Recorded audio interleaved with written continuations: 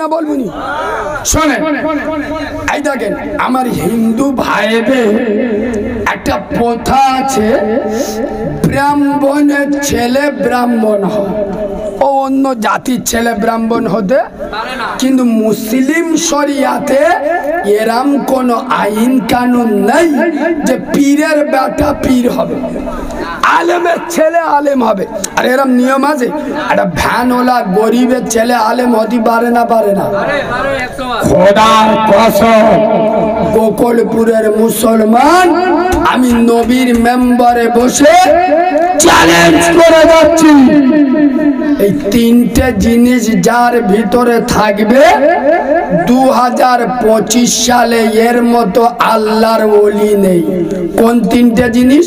শোনেন, তবলিগ হন, হেজবুল্লাহ হন, বিরলি হন, আলে হাদিস হন, জামাত ইসলামী হন, যে সিলসিলা করুন না কেন, এই তিনটে জিনিস যদি আপনার ভিতরে থাকে, এই জামানার সব থেকে বড় আল্লাহর ওলি। তিনটে জিনিস কি কি?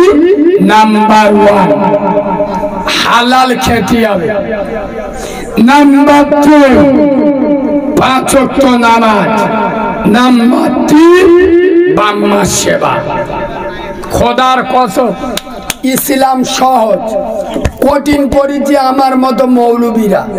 তোর মাজারে যেতে হবে না, আর বাবার কাছে যেতে হবে, তুই হালাল খা, 5 ওয়াক্ত নামাজ পড়, বাম্মার সেবা কর।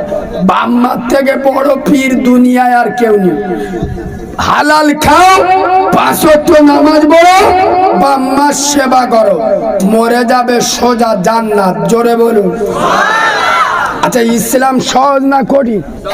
আচ্ছা, এই তিনটে জিনিস হালাল খেতে হবে, 5 ওয়াক্ত নামাজ পড়, বাম্মার সেবা করতে হবে। গোড়ায় গন্ডগোল। প্রথম কি? চুপ কর। প্রথম নাম্বারে কি? হালাল। স্লিপ চিটা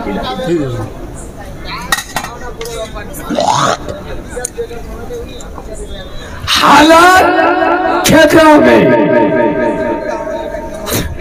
এ বাবু, একটা দারুণ মশলা আবার তুলে ধরছি, কড়া মশলা। শোনেন, ষোঁড়ের গোস্ত খাওয়া কি? আমি জিজ্ঞেস করছি, মানে তো কোনো মানে আছে? একটু জোরে বলুন। ষোঁড়ের গোস্ত, কুকুরের গোস্ত সব সময় নয়। এদের চোখ বুলু হয়ে গেছে, এ কিরাম হুজুর ধরে নিয়ে। হ্যাঁ, আমি এইরাম হুজুর নোট করে চ্যালেঞ্জ করে যাচ্ছি। ষোঁড়ের গোস্ত, কুকুরের গোস্ত আমি জিজ্ঞেস করলাম, আপনারা বললেন হারাম, আমি বললাম সব সময়। ভালো করে শোনেন, এমন এক জায়গায় গিয়ে পড়েছেন 20-25 দিন খাওয়া হয়নি, আপনি মরে যাবেন, আর বাঁচবেন না। সামনে এই ছাড়া দ্বিতীয় কোনো খাবার নেই, ওটা না খেলি আপনি মরে যাবেন। ভালো করে শোনেন। আচ্ছা বলি, ষোঁড় এবং কুকুর খাওয়া হারাম করেছে কে? জোরে বলুন। সেই আল্লাহ বলছে, ওই সময়ে, ওই পরিস্থিতিতে, ওই টাইমে জান বাঁচানোর জন্য যে আল্লাহ আমি হারাম করেছিলাম, সে আল্লাহ আমি হারামটা তুলে নিলাম, হালালটা বসিয়ে দিলাম। ও আজ কিছু মাথায় যাচ্ছে? হ্যাঁ, যদি কোনো মুসলমানের বাচ্চা দাঁড়িয়ে বলে আমি গরুর গোস্ত খেয়ে মুসলমান, আমি না খেয়ে মরে যাব, কিন্তু ষোঁড়ের গোস্ত খাবো না, ও যদি না খেয়ে মরে যায় আত্মহত্যার গুনাহ হবে। মশলা শুনছেন? আত্মহত্যার গুনাহ হবে। কেন? জানের মালিককে সেই আল্লাহ বলছে, আরে আমি তো হারাম করেছিলাম, তা আমি আল্লাহ তোর জান বাঁচানোর জন্য তো অপশান দিছি, তা আল্লাহর অপশান যে মানবে না, গুনাহগারি হবে না? হবে না। আসলে ব্যাপারটা কিরাম জানেন? 4টে ছেলে 4 রাস্তার মোড়ে বসে বাংলা মদ খাচ্ছে, তা একজন বলতে ধারে করি শুধু মদ খাবো, 50 টাকা চিকেন আন।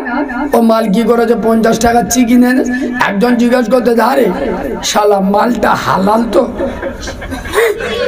বুঝতে পারেন খাচ্ছে কি হারাম। আর মুরগিটা জিজ্ঞেস করতে ঝটকা না আল্লাহর নামে কাটা। খোদার কসম গোকুলপুরের মুসলমান, আমার মাইকের আওয়াজ যত দূরে যাচ্ছে,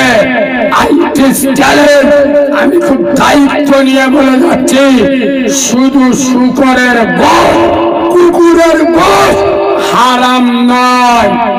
সুদের টাকা দিয়ে ইয়েতিমের হক মেরে, ওয়ানাথের অধিকার কেড়ে, জনগণের টাকা ঝেড়ে, বাম্মার হক মেরে, হারাম টাকা দিয়ে মুরগির গোশত, গরুর গোশত, খাসির গোশতটাও হারাম।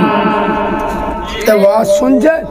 শুধু সব এবং কুকুরের গোশত হারাম নয়, হারামের টাকা দিয়ে, সুদের টাকা দিয়ে, বন্ধন লোন, গ্রুপ লোনের টাকা দিয়ে জনগণের হক মেরে হারাম টাকায় হরিণের গোশত, কুকুর এবং শোরের থেকে বড় হারাম। বাবু, ওই জন্য আমি এখন প্রতিটা জায়গায় বলছি, সব জান্নাতি নামাজি হবে, সব জান্নাতি নামাজি, কিন্তু সব নামাজি জান্নাতি কথাটা বুঝতে পেরেছেন না? আরেকবার বলবো, সব জান্নাতি নামাজি হবে, কিন্তু সব নামাজি জান্নাতি হবে না। কেন? নামাজ পড়ে হারাম খায়, আছে না নেই? কথা বলে না, নামাজ পড়ে চাচা আচরের নামাজ পড়ে, টুপিটা 4 ভাগ করে পকেটে ঢুইকে 4 রাস্তার মধ্যে ছাবাল্লা তুরুপ চালাচ্ছে, সুর করে এসে এদের গার ধারে দেয় এ করিমে টেক্কাটা ঝাড়, টেক্কাটা ঝাড়। এবার মালমরি গিস খবরে গেছে, ফেরেস্তারা চেলি কার্ড নে রেডি ওঠ, ওদের আল্লাহ আমি তো কিছু করিনি, সারা জীবন নামাজ রোজা করে বেরিয়েছি। ফেরেস্তারা বলে বুঝতে পারিনি, ফেব্রুয়ারি মাসের 10 তারিখই ওই আসরের নামাজ পড়ে তোদের গ্রামে তাসবির দিল ছেলেরা, তুই গে বললি টেক্কাটা মার। বলে হ্যাঁ হ্যাঁ একবার বলিস। তা ফেরেস্তারা বলে শো মারাবো, শুয়ে মারাবো। নামাজ পড়ে ওর বাড়ির মেয়েরা লোনের টাকা তোলে, নামাজ পড়ে ছোট ছোট ভাই বোনের হক মেরে খায়। ঠিক বলছি না ভুল বলছি? আর মসজিদে গিয়ে পড়তে লা ইলাহা ইল্লাল্লাহ